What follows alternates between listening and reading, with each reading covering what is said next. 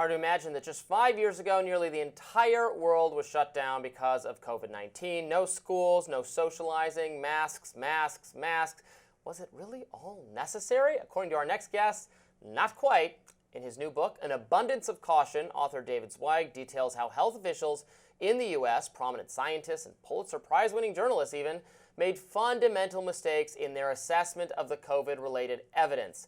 That led to what he calls the worst American policy failure in a century. Zweig also highlights that as students in Europe returned to school in the spring of 2020, just weeks after COVID was declared a pandemic, kids in most of the U.S. were still locked out of the classroom. Writer David Zweig joins us now. Welcome back to Rising, David, and so nice to see you. Thanks for having me back.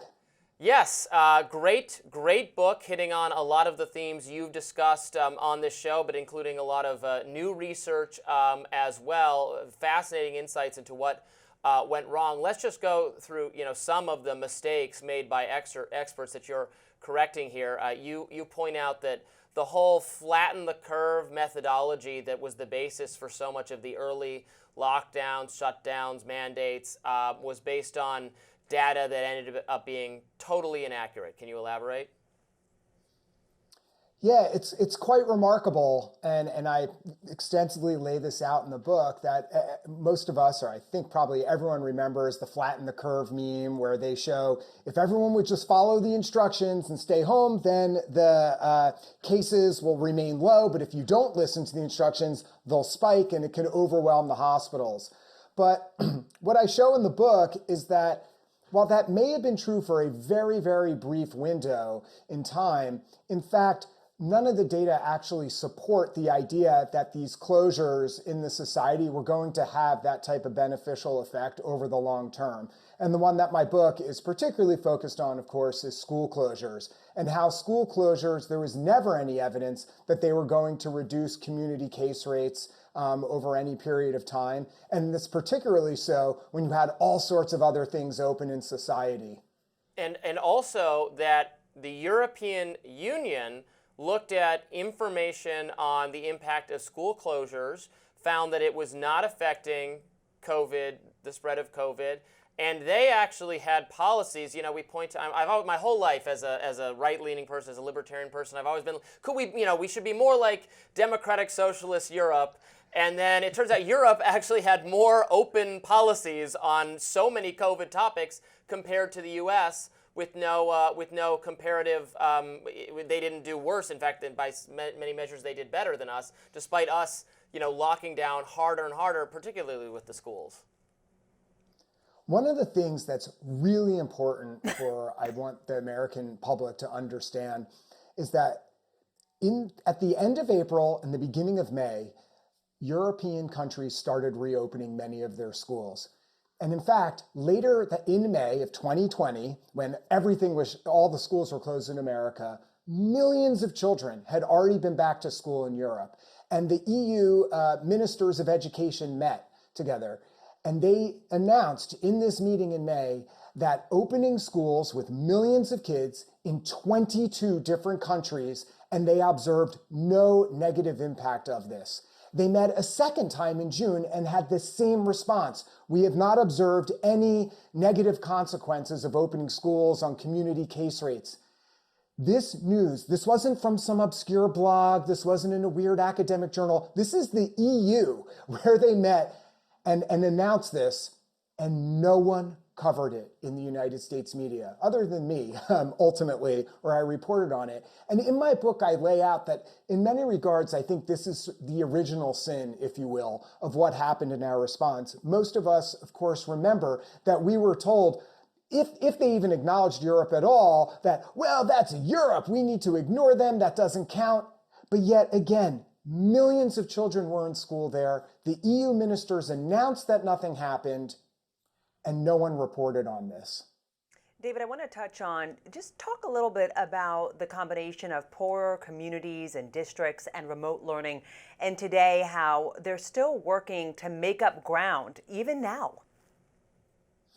Yeah, one of the great tragedies and ironies of what happened in our pandemic response, in particular to children in schools, is that the kids who generally the left ostensibly cares about the most, the underprivileged, that the policies they championed harmed those very kids the most.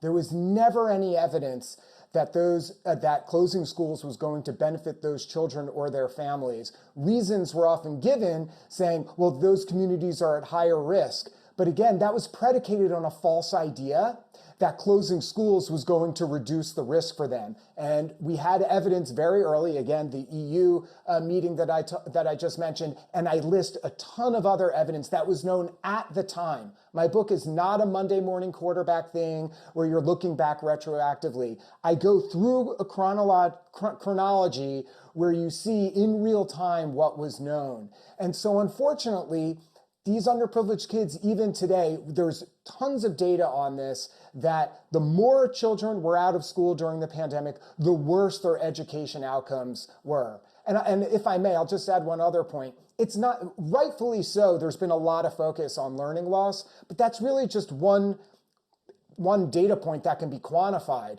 There's so much that happened to kids that you can't quantify, that is hard to provide concrete evidence, but the harms were real. And just one example is, think about the amount of high school students who rely on sports in order to get into college. Every single football season, basketball, what have you, were terminated. So there's some inner city kid who is relying on getting a scholarship for playing football to get into college. That was vaporized. We don't have those statistics on how lives were irreparably changed because of things like that. That doesn't show up in the school testing data. Not to mention, I would say also things like anxiety and depression, and then what their caretaker adult was going through at the time too, maybe lack of work or the remote learning and trying to juggle it all, and there was anxiety elevated inside of the house, domestic abuse, right? So there's many things that still we don't know the answers, correct? That's right. I mean, one of the heartbreaking things that's not talked about a lot is that when schools closed, a very strange statistic surfaced very early on, which was that reports of child abuse went down. Now, people might think, oh, well, that's great news. But in fact, what happened was teachers and educators are the most important first-line resource for a kid who's in trouble, who's in harm's way at home. That's where they are often first noticed that something is going wrong. When schools were closed, that lifeline for children was taken away from them. And they saw a plummeting rate of child abuse reports early on in the pandemic. And they knew this was not because there was less abuse, but because there was no way for these kids to get help. And healthcare and the public health experts were aware of these data. They came out within a month of school closures and they did nothing about it. These kids, many of them, thousands upon thousands, were left at home with a monster for untold amounts of time, and they had nowhere to go for help. This is just one of the sort of underreported consequences of these policies that were put in place. Yeah, I think there's a clear connection also between these closures and shutdowns and some of the crime spikes we saw related to COVID. And the task of civilizing society, right, is giving particularly teenage males, although there's been a lot of crime from teenage females as well related to carjacking in Washington, D.C., is occupying people, young people, when they're at their most act out with school or extracurricular activities or just part-time jobs, whatever it is, to keep them from engaging in bad behavior the way people of that age have in every generation since the dawn of human history, right?